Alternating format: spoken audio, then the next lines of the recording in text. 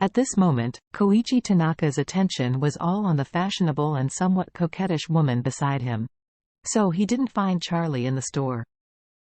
After the two came in, the woman took Tanaka and looked around the shop. Immediately afterward, she pointed to the Hermes limited edition handbag that Charlie had already bought for his wife. And said coquettishly, "Babes, I want this bag."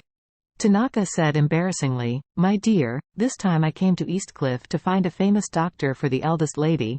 Not for shopping, and I didn't find a famous doctor. Don't know how to go back.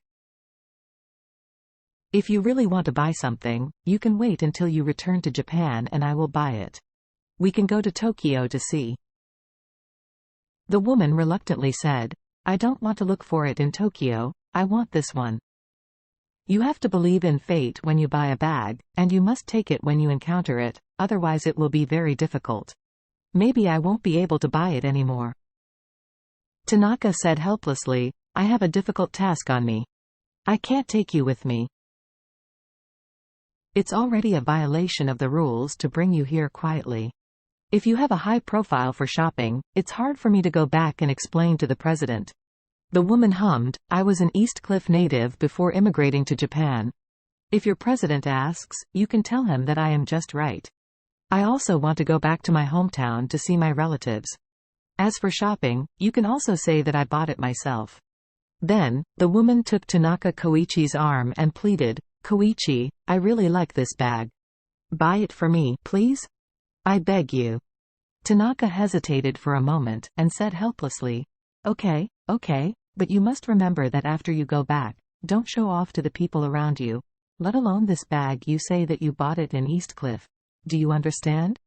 The woman smiled happily and said, "I know." After speaking, he immediately waved at the salesgirl next to Charlie. "Beauty, I want this bag. Help me get it."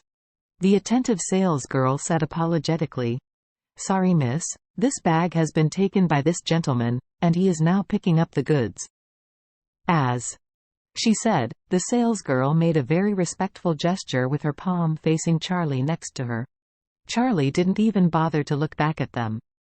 He just looked at the counter in front of him and said to the salesgirl, "Thank you for helping me get 2 scarves of 30,000 yuan and the men's belt of 20,000 yuan. The salesgirl nodded respectfully, and immediately helped him take out the things.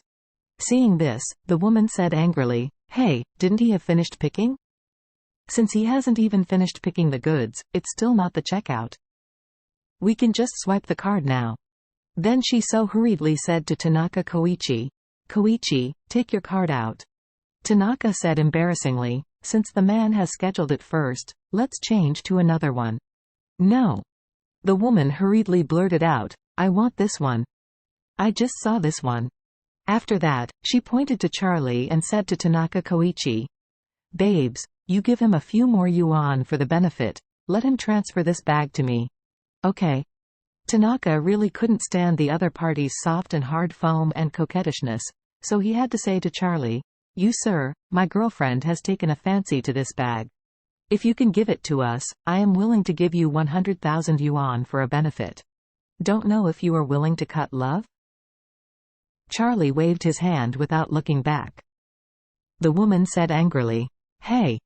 You don't have to do anything, just make 100,000 yuan in vain. Where is there such a good thing? You didn't even agree, do you want the lion to speak out?" Charlie didn't bother to care about her. Continue to say to the salesgirl, "Come on, bring me this 58 women wallet." "Hey!" The woman did not expect Charlie to completely ignore her words, and said angrily, "My boyfriend is a senior assistant to the Ito family in Japan. He is the confidant of Ito Takehiko, the head of the Ito family.